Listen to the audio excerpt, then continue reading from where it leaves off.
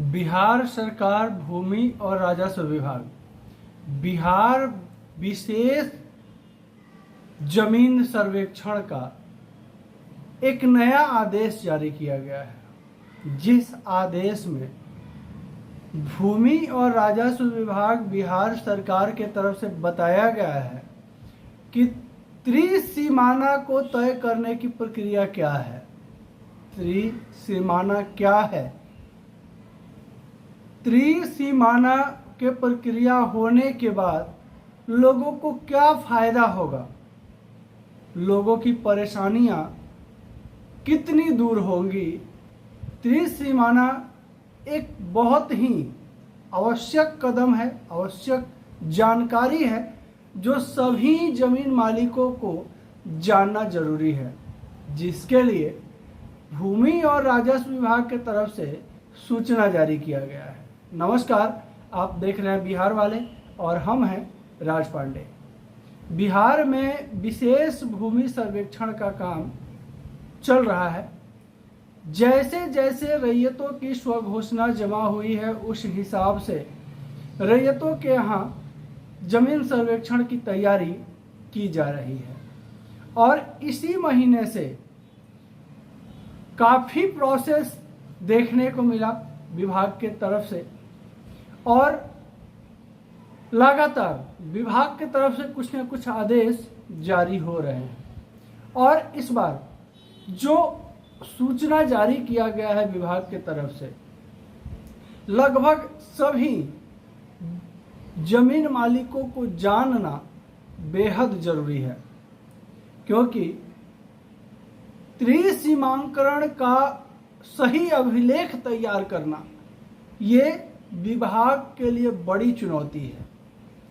क्या कुछ कहा गया है विभाग के तरफ से त्रिसीमाना तय करने की प्रक्रिया के विषय में, पहले आपको हम वो बता दें, फिर बताते हैं कि त्रिसीमाना तय होने के बाद लोगों को फायदा क्या होगा। देखिए, नंबर 1, प्रत्येक राजस्व ग्राम एक बंद चौहद्दी की तरह है। 3 ग्रामों की चौहद्दी या सीमा जिस एक बिंदु पर मिलती है उसे त्रिसीमाना या 3 सीमाना कहा जाता है। प्रत्येक गांव का जो है 3 तरफ का सीमा जहां भी मिलती है, जिस प्लॉट पे, जिस जमीन पे मिलती है, उसे त्रिसीमाना कहा जाता है। इसके अलावा नंबर 2, त्रिसीमानों की पहचान मापी कार्यों और मानचित्र के शुद्धता मूल्य के आधार से होती है। नंबर 3, त्रिसीमानों का फिक्स नियम करने के लिए सबसे पहले सेट हुए आसन्न संलग्न तीनों गांवों का एक एक मुस्तकिल का पहचान की जाती है। मतलब कि तीनों गांव का जिसका भी जमीन त्रिसीमांकन में पाया जाता है, उनकी पहचान की जाती है सबसे पहले कि किसका जमीन जो है त्रिसीमाना में आ रहा है। इसके अलावा नंबर 4, मुस्तकिल वो बिंदु है जिसकी अवस्थिति CS के मानचित्र निर्माण से लेकर अब तक जमीन पर अपरिवर्तित है, अर्थात उसमें कोई बदलाव नहीं हुआ है।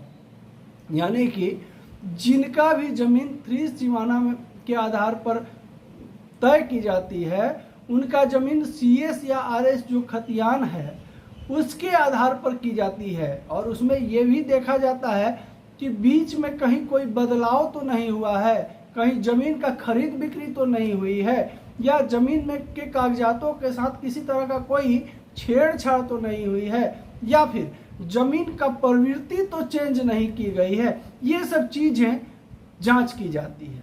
इसके अलावा नंबर 5 में है, अब तीनों मुस्तकिल से त्रिसीमाने के बिंदु को ठोकर मारते हैं, अर्थात ETS से जमीन पर उसकी दूरी देखते हैं। इसी दूरी का टाई लाइन भी कहा जाता है। जब तीनों सीमाना जमीन जो है, जो तीनों जमीन मालिक जब वहाँ उपस्थित रहेंगे, तब वहाँ ETS मशीन के द्वारा उस जमीन का जो है ब्यौरा निकाला जाता है। इसके अलावा नंबर 6, त्रिसीमाना समायोजन का कार्य में जब तक दोहराया जाता है तब तक ग्राउंड डिस्टेंस और मैप डिस्टेंस एकदम एक समान नहीं हो जाए तब तक जो है ईटीएस मशीन से बार बार मापी की जाती है। इसके अलावा नंबर 7वां, नए बने मानचित्र में किसी भी स्थायी स्थानों की दूरी और जमीन पर ईटीएस से मापी गई उसी दूरी का समान होना मानचित्र के शुद्धता के लिए आवश्यक है। जो जमीन का मापी होगा, जो त्रिसीमाना जमीन है, ईटीएस मशीन के द्वारा जो मापी होगा वो आपका आरएस खतियान या जो इसके पहले का जो भी आपका खतियान होगा उस खतियान के आधार पर होगा और तब तक मापी किया जाएगा जब तक कि वास्तविक मापी नहीं निकल जाए ईटीएस मशीन के द्वारा। इसके अलावा नंबर 8, एक बार त्रिसीमाना बिंदु की अवस्थिति लोकेशन नियत हो जाने के बाद डीजीपीएस ओवरिवेशन लिया जाता है। नंबर 9, डीजीपीएस एक मशीन है जिससे धरातल की किसी भी बिंदु की स्थिति अवस्थिति का मान अक्षांश और देशांतर के रूप में बिल्कुल शुद्ध पता चलता है। देखिए, डीजीपीएस मशीन से जमीन का जब मापी होता है तो जो अक्षांश और देशांतर रेखा है उस अक्षांश और देशांतर रेखा के हिसाब से जमीन का जो सीमांकन है वो क्लियर हो जाता है। इसके अलावा 10वां, इस अक्षांश और देशांतर को मान को फिंगरप्रिंट के तहत समझा जाता है, अर्थात धरातल पर किसी भी दो बिंदु का मान समान नहीं होता है। इसके अलावा 12वां, एक बार त्रिसीमांकन नियत हो जाने पर वह मापी एवं भविष्य की अन्य जरूरतों के लिए पिलर को मोटेशन कर दिया जाता है। तो देखिए, त्रिसीमांकन जो है इसको लेकर के बहुत सारे रैयतों के मन में बहुत सारी दुविधाएं थी, प्रश्न थी कि आखिर जहां दूसरे गांव का जो बॉर्डर कहा जाता है, सीमा कहा जाता है, तो वो जहां टच होती है वो उसका मापी आखिर सरकार के द्वारा कैसे की जाएगी। तो ये बहुत बड़ा समस्या था रैयतों के साथ, जिसका निदान विभाग की तरफ से निकाला गया है।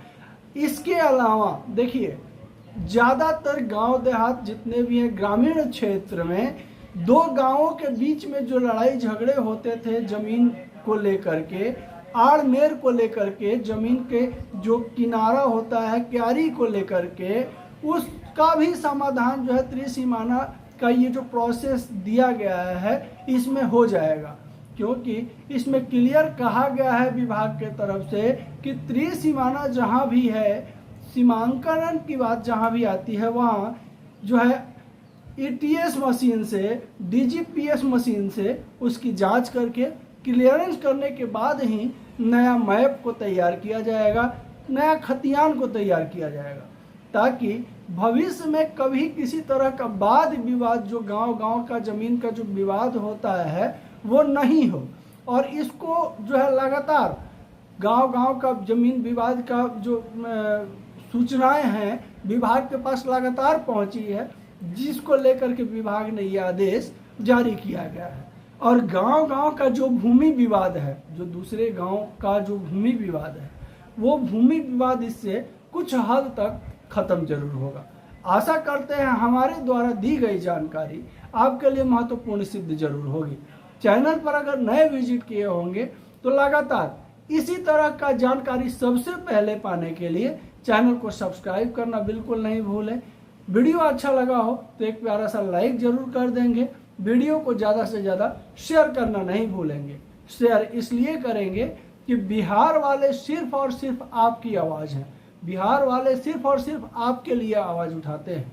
वीडियो को जितना ज़्यादा शेयर करेंगे आपका आवाज़ उतना ज़्यादा फैलेगा, मजबूत होगा। नमस्कार, जय हिंद।